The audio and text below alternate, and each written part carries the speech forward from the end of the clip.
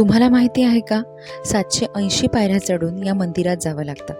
नमस्कार मंडळी, मी मुंबईची मराठमोळी मुलगी कृतिका आणि आज आपण जाणार आहोत ठाण्यातील मुंब्रा शहरात पारसिक डोंगरात बसलेल्या मुंब्रा देवीच्या मंदिरामध्ये. हे मंदिर पूर्णपणे निसर्गाच्या कुशीत बसलेले आहे. या मंदिरामध्ये जाताना जिवंत झरे आपल्याला पाहायला मिळतात. मारुती मंदिर आणि साथी हसरा देवीचं मंदिर सुद्धा आपल्याला मुंब्रा देवीच्या मंदिरामध्ये जाताना लागतं. मुंब्रा या शब्दाचा अर्थ नवदुर्गा असा होतो. हे ब्रिटिश काळात बांधलेले एक जुने हिंदू देवीचे मंदिर आहे. सुमारे 780 पायऱ्या आहेत आणि ते 1500 फूट उंचावर आहे. एका आख्यायिकेनुसार स्थानिक लोकांनी टेकडीवर एक जळती ज्योत पाहिली. त्यानंतर लोक नाना भगत यांच्यासोबत एकत्र आले आणि टेकडीच्या माथ्यावर गेले.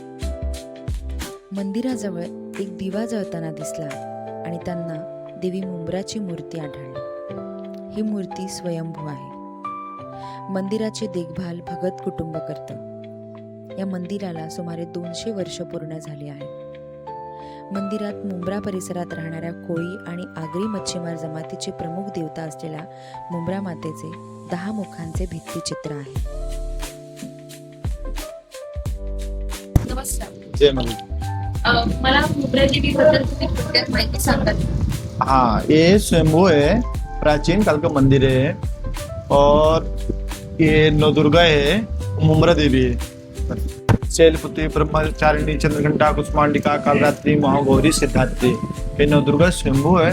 आदि जगजननी जगदम्बा स्वयं स्वरूप यहाँ नवदुर्गा, ये अपने भारत में पहला स्थान है जहाँ नौ दुर्गा एक साथ में है और मुंब्रा देवी है। आगे गौड़ी दादा भी हैं, विष्णु भगवान स्वरूप।